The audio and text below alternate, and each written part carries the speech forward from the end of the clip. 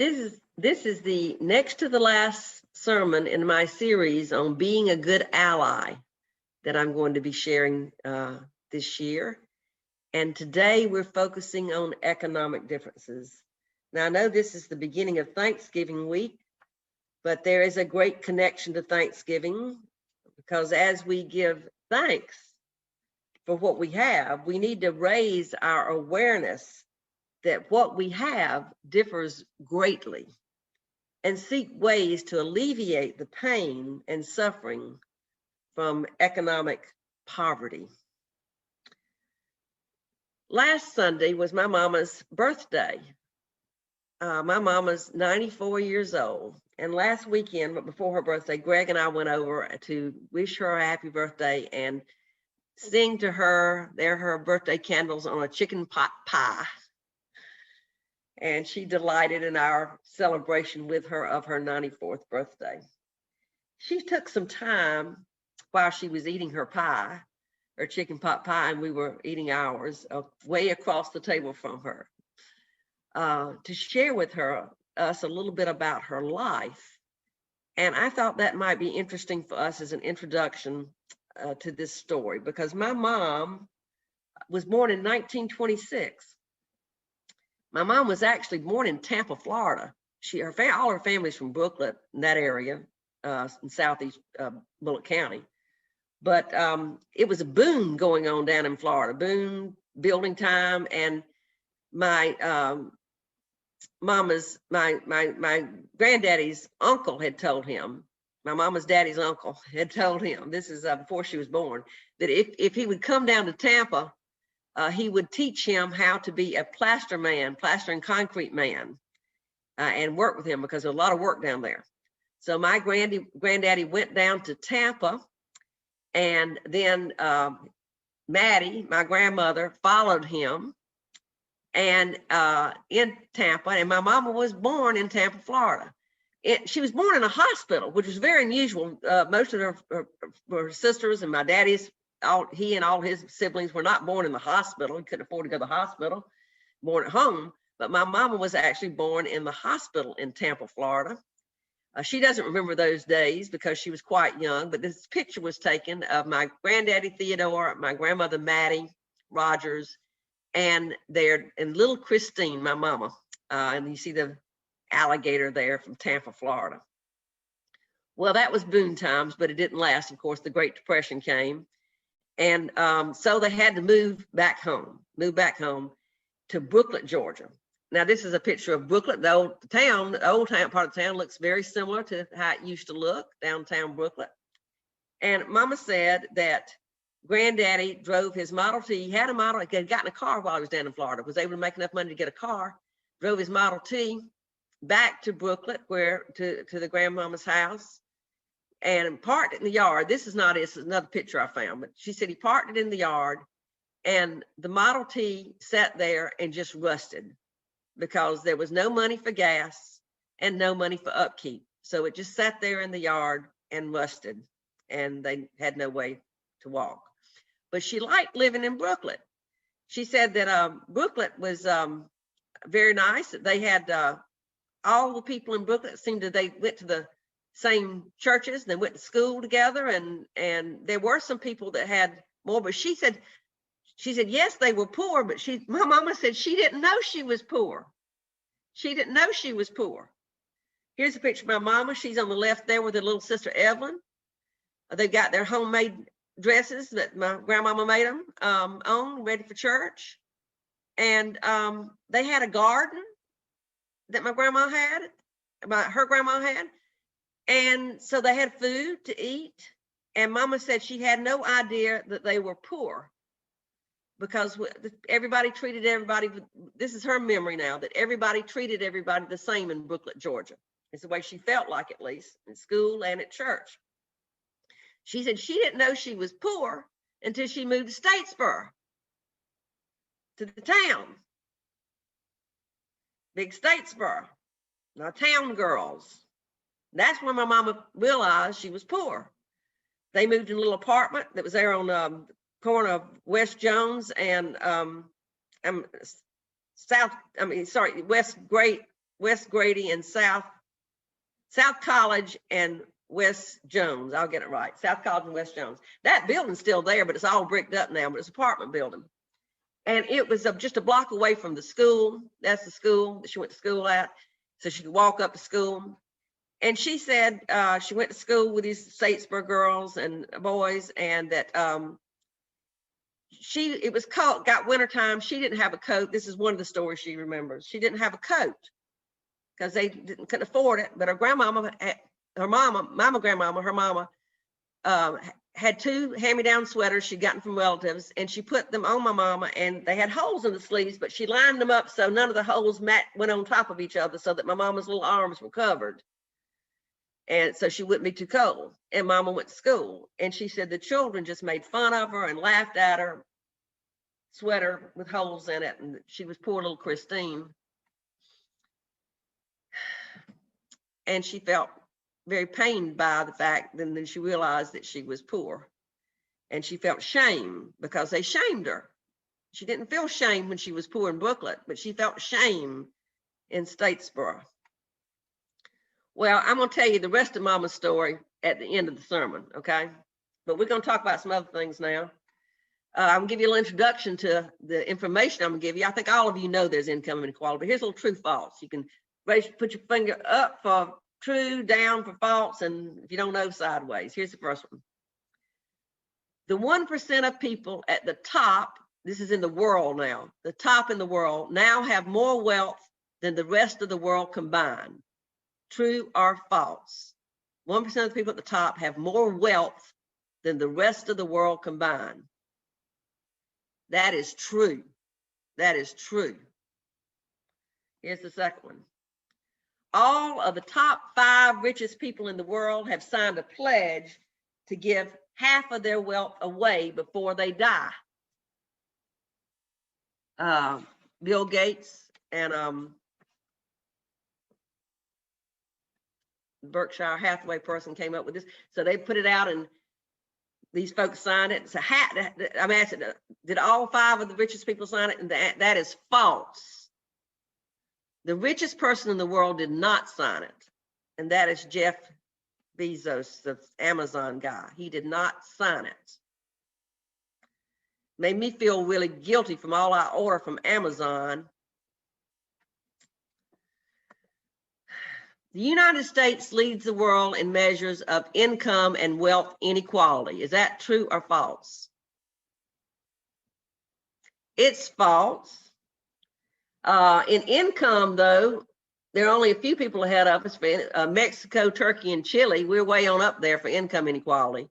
We're further down with wealth. There are a lot of countries that are ahead of us in wealth inequality, especially Mexico. Gosh, Mexico's really bad. Chile, Turkey, and some others. But we are, if you look at the G7 countries, we're at the top in terms of wealth inequality. Nothing to brag about, for sure. Here's a chart that shows through time what has happened. As time has gone on, it's gotten greater and greater. The relative growth of after-tax and transfer income. You can see what the top 0.01%, their growth has been tremendous. The top 1%, great. Or top 0.1%, the top 1%, great. But then you get on down to most folks, and then the lower 50%, you see they've had some growth, but not much comparatively. It's gone to the top. So income inequality in the U.S. is rising. The chart on the left shows the ratio of income at the 90th percentile to income at the 10th percentile. You can see where it was in 1980, 1990, 2000, 2010, and 2018. It's gradually getting wider, getting more.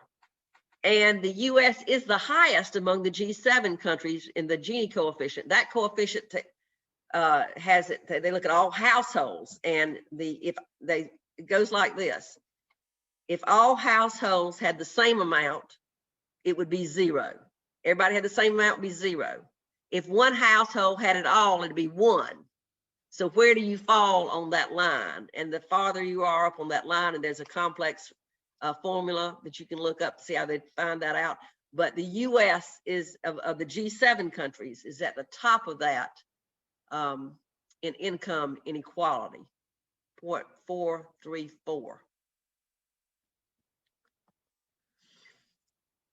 So this is the Pew Research Center looked at how people thought about it, and we are a greatly divided country in how we think about this.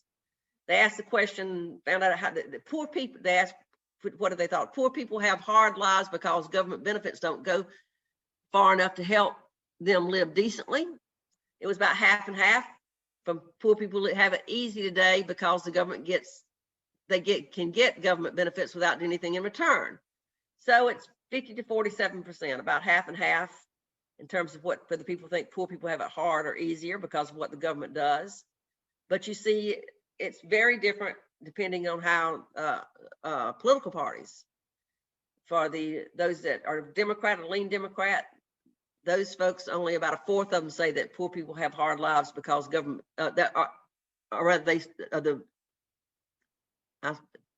Republican and leaning Republican, about a fourth of them say poor people have hard lives because government benefits don't go far enough to help them decently, and the opposite is true if they're Democrat or lean Democrat. So you see our divided nation, and we saw that what happened with the election today. We are divided in half almost in what we think about and how we feel about helping folks out with government help. Now, most folks, the folks that do say we should help, they feel like the federal government should be a big part of that, and large and businesses and corporations, state governments, wealthy individuals, and yes, churches and other religious organizations should all be involved in helping to reduce the inequality. So those are, I probably didn't need to show you those, but those are charts showing that we do have inequality and how differently we feel about it, But I want to share this with you too. There are other costs that are hidden sort of that we don't realize.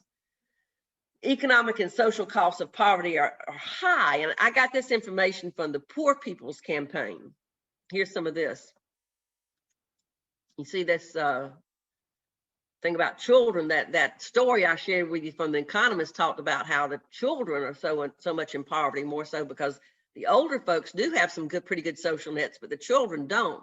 And child poverty costs more than $1 trillion per year in lost economic productivity, increased health and crime costs, and increased costs resulting from child homelessness and maltreatment. So it ends up costing us more if we don't provide the income for families with children. It's huge costs. Unstable housing among families with children will cost the U.S. $111 billion in avoidable health and special education costs over the next 10 years.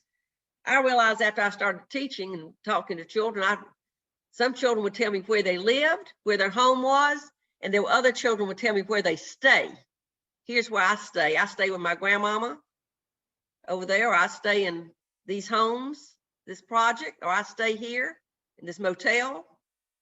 They had unstable housing. They didn't even think of it as a home. It's where I stay. Young children and families who live in unstable housing are 20% more likely to be hospitalized than those who do not worry about frequent moves or have anxiety over rent. This is really happening now with this COVID now, because now that they're not getting the extra help, folks are falling behind on their rent and worrying about being evicted. Hunger costs $160 billion per year in increased healthcare costs and another $18.8 billion to poor educational outcomes because people are hungry. When I was in Statesboro and they were giving away food at the City of David church, where they had the big bus, the big truckload come in from the Second Harvest, those cars were lined up way around the block. And people coming, pushing their carts too. And from the looks of the cars, they were all income levels, people needing that box full of food that they were going to give them. They're not having the food they need. Some of us are going to be doing some things for Thanksgiving to get some food to some hungry folks. But yes, and those are the costs that go with that. Public assistance programs spend $153 billion a year as a direct result of low wages.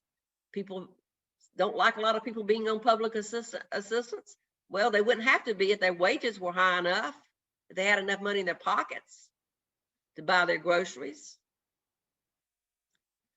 250,000 people die of poverty and inequality every year. And it shows there a chart for high-income Americans are living longer. We say, oh, everybody lives longer now. Well, not everybody. High-income people live a lot longer, but not the poor. You can see that they've made little or no progress in their average lifetimes because of what they're dealing with. Now, my friend Jesus is a quote that somebody said, that Jesus said. You know, Jesus didn't write this stuff down. A long time later, somebody wrote it down. So I don't know if Jesus really said this or not, but somebody said that Jesus said, the poor will always be with you.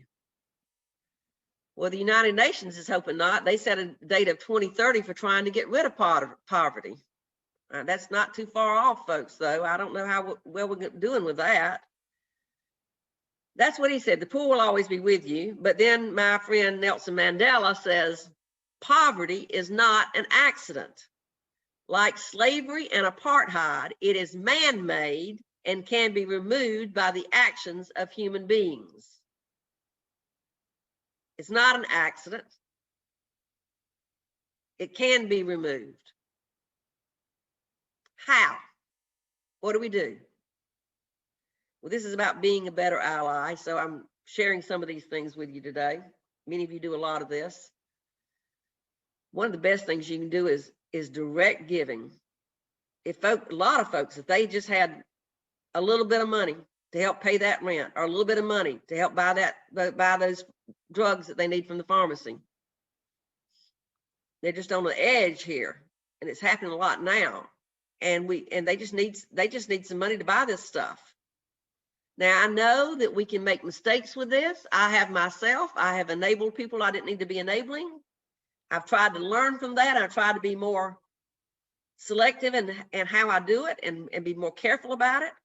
But I do just give money to people. And we do have some funds in our church that I can help some of our church folks with, but I just the other folks I just give out of my own pocket. And there are ways that you can do this easily for people now. They don't necessarily have to go out and hold a can for you. Here's some direct. If you're not hooked up with these, you need to hook up with them. These are things you can put on your phone that you can help people with. There's Cash App. You can give straight to their debit card. Venmo, same kind of thing. PayPal. You know, we used to say with PayPal, well, gosh, they take part of your money though for the, like if you give a church using PayPal. But I found out if you have PayPal, if you let them take it straight from your bank account, there's not that extra cost. And even Facebook, you can give money through Facebook to people. There are ways that you can get, now that's people you know about, individuals that you can give money to in our communities that need help. And a lot of them do. I help a lot of people, and I'm sure you probably do too. Then there's other ways. There's givedirectly.org. If you want to give directly to folks that are in need, the people come onto that site and say, here's my need. They get money from other people, and then they sift the money directly to those people who have it in need. There's one called Modest Needs as well. You can also give, if you say, well, I don't know who these people are you're talking about, Jane. If you want to, you can give money to our Helping Hands funds. We got one in each congregation. Y'all send me some money. They're there. I need that money to give to help people out. So y'all just send it on to church if you don't know of any people that don't need any money. I know of them. They call me. So you can do that and give directly. And of course, they're charities. A lot of charities help people in many, many ways. And they're grand charities. And then there are charities that are not so grand. You have to be careful So I've listed here some things you can go to: GiveWell or Charity Navigator, GuideStar, Better Business Bureau. Those are things that will help you check out charities to make sure how they're doing, what they're doing with their money. That's not all going in somebody's pocket, you know. But what I want you to do now, I don't want to plug any particular charity. I want you to go in your chat now and tell what you've been doing, what is a favorite one of yours. Just go into the chat and say, I give to this and I feel good about it. I'm going to take a couple of minutes and let you all just go in there and do that.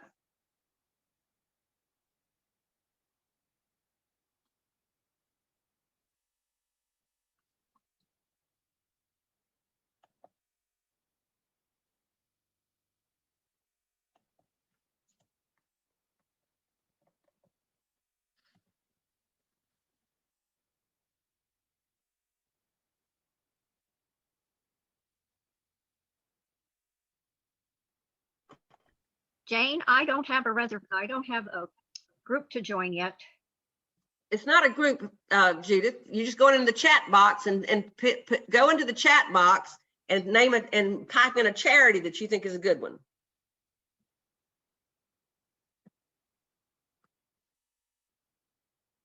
That you checked out and you know is a good, so other people can look at it and know that's a good thing.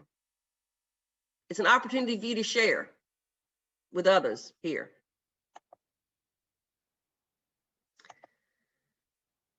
Because I didn't want to just share out my favorite ones. We got all of us have the ones we feel good about and we feel they do good work. And there are many, many in our communities. And broader, worldwide too. Now, some people say, you know, people need to think about how they give, they need to stretch your money out a little bit. Impact giving. For instance, you can give money to train a guide dog. That's very, very expensive and those people need them and that's a good thing to do. The same amount of money though in a third world country can help a lot of people have cataract surgery or other surgeries for blindness, you know, so you can, not that you should do one and not the other. They're both good things, but some people do like to look at how can I stretch my money out the furthest to make a big difference. And there's a site you can go to called Giving What We Can. Greg actually told me about this site a while back when he found it. And they have a calculator there that you can put in what your household income is. So I made up one of $50,000. Actually, the median household income in the U.S. is $68,400, I believe, something like that. But I put in $50,000 for an individual as a median income, and you can see if you do that, that there are only 1.5 people that are richer than you in the world, and that you're in the top 98.5%. How about that? And they show you if you were to donate 10% of your income, what would happen? And they show that means, you know, you would give $5,000 away. So if you would donate 10% of your income, you'd still be in the richest 2% of the global population, even if you gave that away. And your income would be more than 15.9 times the global median. But what you donated could buy 793 insecticide-treated bed nets. That's been done great work for preventing malaria.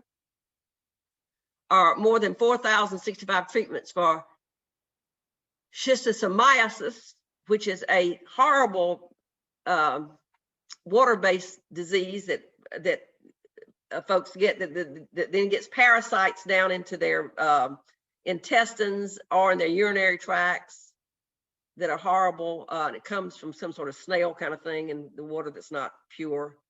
And but there's treatment that does work for it, and you can give it to a whole bunch of people for that, and equivalent to saving about 25 years of healthy life.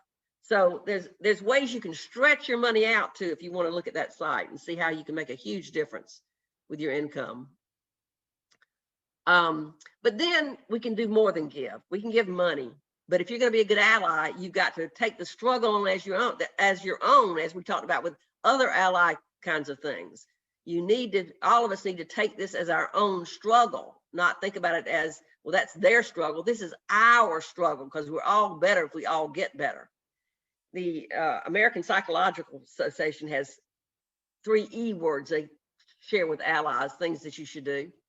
They say, examine your own attitudes and biases toward those in deep poverty and toward other intersecting identities such as class and race, because y'all, all these things do intersect terrifically. All these other things we've had in the other ally sharing, and they all overlap. They all overlap. Folks that are marginalized for one reason or another often end up in poverty because they're marginalized. So examine your own attitudes and biases toward those in deep poverty and other intersecting identities. Engage with people in deep poverty and create partnerships with community advocacy organizations by offering your unique skills. You can give money, but you can give your skills too and help them in different ways. What are some of your skills that might provide some help for folks? And this is a very important one, very important one. Empower people in deep poverty to have a voice in their communities and advocate for social change. Empower them to do it. I'm listening to Barack Obama's new book and listening to him talk about his early community organizing days. And it made me realize how important that was. That what they were doing was trying to go in and empower the people in the communities to feel like they had some power to make a difference in their lives. Here's some other things. This is some essential practices to address poverty from Think Tank. Pursue holistic solutions. Get creative. Create conditions for human flourishing by using approaches that support holistic well-being, including economic, physical, spiritual, and emotional health. It's not all about just giving them giving them money. Definitely, it needs to happen, but we need to do more. It needs to be more holistic. Listen first. Proactively cultivate a culture of listening in order to support the dreams and goals of communities impacted by poverty. Seek to discover strengths and build upon them. Work with instead of doing to or for. Poverty cannot be resolved through one-way transactional giving, but through transformative relationships that partners with communities in poverty. Promote leadership from within. Be willing to step back yourself. The best solutions for sustainable poverty alleviation often start on the inside. Invest in developing leaders within communities in poverty. And build social capital. When relationships within and across economic communities are linked together, they create an economy with tremendous potential for positive change if we can get connected with each other. And that's why I've shared with you these tips and these charts, but I want to share with you a video that really puts that in perspective about that. And this video I think is short, but it's very helpful in knowing that it's not just organizing something or giving money. We have got to do more than that. Watch this video.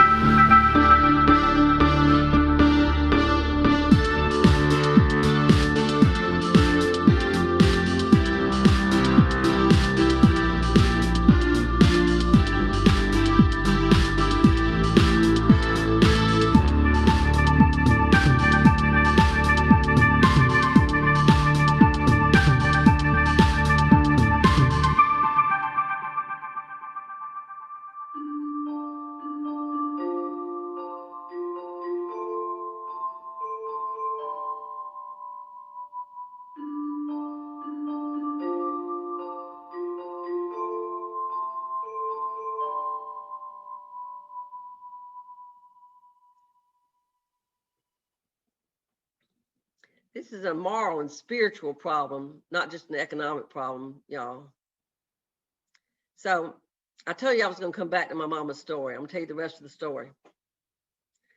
So my mama, she went to that school and she graduated when she's 16. They just had 11 grades back then. And there she is in her graduation cap and gown, very proud to be a graduate of Statesboro High School. She had saved up money from working in McClellan's dime store, and her mama bargained with her aunt and uncle that lived in Savannah. And she went down to Savannah to beauty school, Paris Beauty School, not because it was Parisian, but because Mr. Paris ran it. And my mama went to the beauty school and learned to be a hairdresser. And this is a picture of my mama after, I think they did at the beauty school, a glamour picture, you know. I never saw my mama looking this way, but they did this glamour picture of her while she was at the beauty school, I think. So my mama came back to work. She worked at the, initially, when she came back, she and my daddy were not married at the time. And my daddy had another year of high school after my mama left because he was older than her, but he got behind.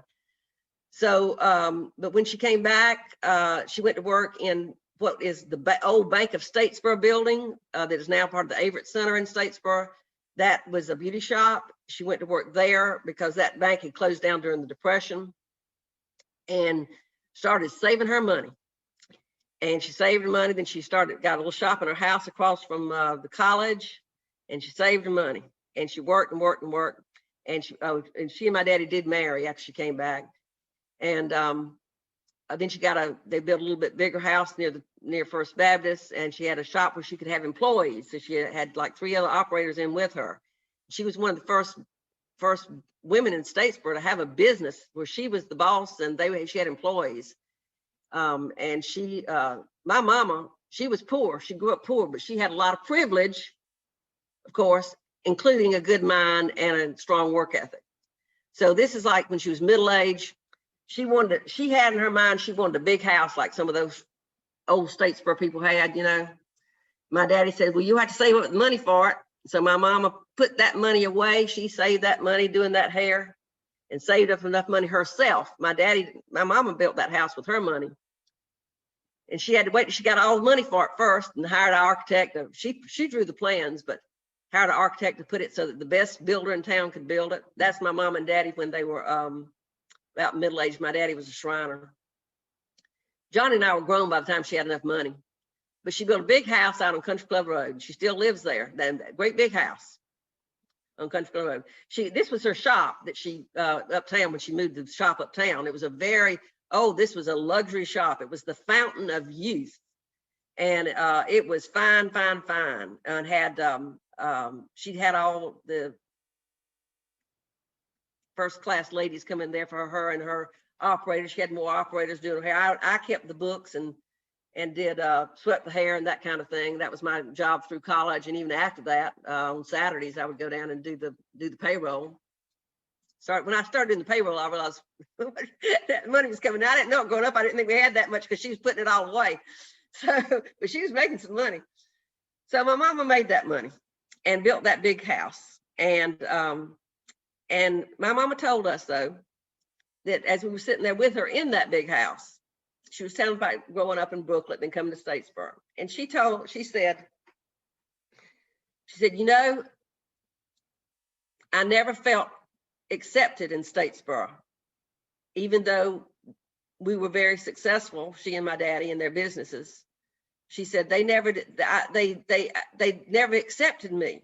I was still that little girl with the sweaters and holes in her sweaters. You know, I never made it there.